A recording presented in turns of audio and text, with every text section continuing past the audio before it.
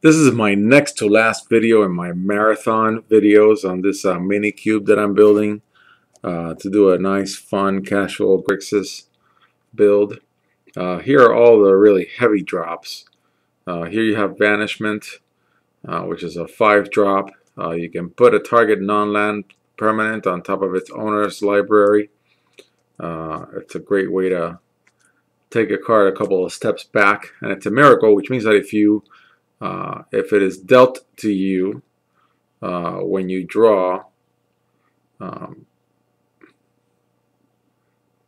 if it's the first card that you draw, you can play it for just a 1-drop. Then you've got Zombie Goliath, a card that I did not choose originally, but it came in one of the theme decks, so I'm keeping it for now. Then we've got Necropolis Regent and Reaper from the Abyss, 2 fatties that I would like to keep. I'm not sure yet of how I'm going to use these cards, because the whole deck is built around being able to drop that gigantic Nicol Bolas, and along the way I'm not sure I'm going to get a chance to drop any other fatties. And here's Diabolic Revelation from Magic 2013. It's a tutor card, but it's a very, very heavy tutor card. You can search your library for up to X cards. Imagine if you have like 6 mana on this thing, you can get 1 card, but if you have 8, you can get 3 cards. Very unlikely you'll get to do that in any game, but there it is. Then you've got Wit's End, a 7-drop sorcery. You rarely ever get to play these cards. They're made for beautiful cards, but not very playable cards. And you can cause your opponent with Wit's End to discard his or her hand. Deathwind I have found to be very useful because it does -X counters. There's lots of cards to say indestructible that this card will take out.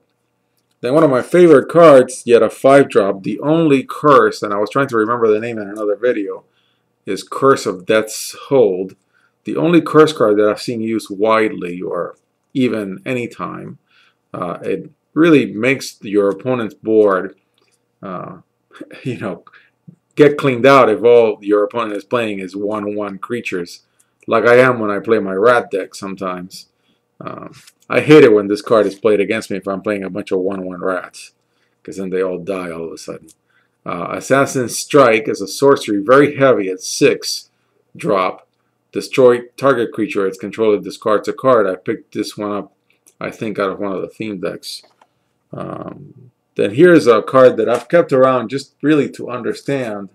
It's a gigantic 7-drop rare from Avacyn Restored. It's a 7/7. So it's fair enough. It's a 7 for 7 for 7. When it enters the battlefield, target opponent chooses a permanent he or she controls at random and sacrifices it. I like the last part of the paragraph. If a non-land permanent is sacrificed this way, repeat the process. Boy, if you get to play this card, you're going to have a lot of fun. I should say you never do. Chandra's Fury, I think, came from one of the theme decks. It deals 4 damage, and then it can also deal 1 damage to each creature that player controls. But it's a 5-drop. That's pretty heavy. Then we've got Explosive Impact and Goblin Rally. Explosive Impact, a 6-drop, Goblin, a 5-drop. First Explosive Impact is an instant, deals 5 damage, target creature or player. That's clean for 6. Then in the case of Goblin Rally from one of the theme decks, very nice artwork, puts 4 tokens, and I've got 2 of them. Then we've got more theme deck cards that I hadn't really picked before for this build, but I'm picking them now because I'm sticking to that rule that I've set for myself of using the theme decks as guides, even though sometimes, usually those decks are fairly underpowered. They're introductory packs for new players usually. But I'll keep these gigantic creatures around and see if I can play with them. Then this is true also for Minotaur Aggressor, 7-drop. Oh my god. And then you've got Mamaquake, which is really a Definitely a keeper. Has been used in Grixis decks in previous standard formats. Magic 2013, rare. It deals X damage to each creature without flying and each planeswalker. Like that if you're playing against somebody who's got a blue planeswalker. Then we've got two cards from Return to Ravnica that are heavy drops, both 5. One is an Z card, Thought Flare, instant.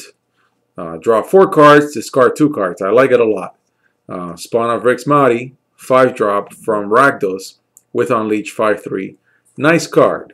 I mean, it comes in at 6/4. That's not bad. And then the 2 cards that are the toppers from the theme decks that I was making videos of earlier this morning. I wish Wizards had picked better creatures to top the decks, but they chose these. They're both very heavy, and they look very nice with the overall effect of the foil. But I'm not sure how playable either one is, given that they're so heavy. Hypersonic Dragon is a 5 drop. Carnival Hellsteed is a 6 drop. Well, of course, Carnival Hellsteed can come in as a 6/5, and it's got First Strike and Haste. And Hypersonic Dragon has Flying and Haste, and comes in as a 4/4. So I'm going to do a little quick rewind so you can see the cards that I've just shown you, the heavy drops. Like that Magma Quake. I'd like to have one more. And I think a lot of these other theme deck fillers, I'll play with them a little, but there's only so many cards you can put in a deck. And there are a couple of cards that are really mainstays.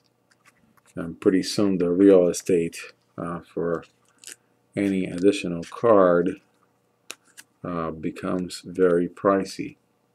Love that Reaper of the Abyss. Great artwork. Great text. Because you can destroy a non-demon creature if something else died with Morbid.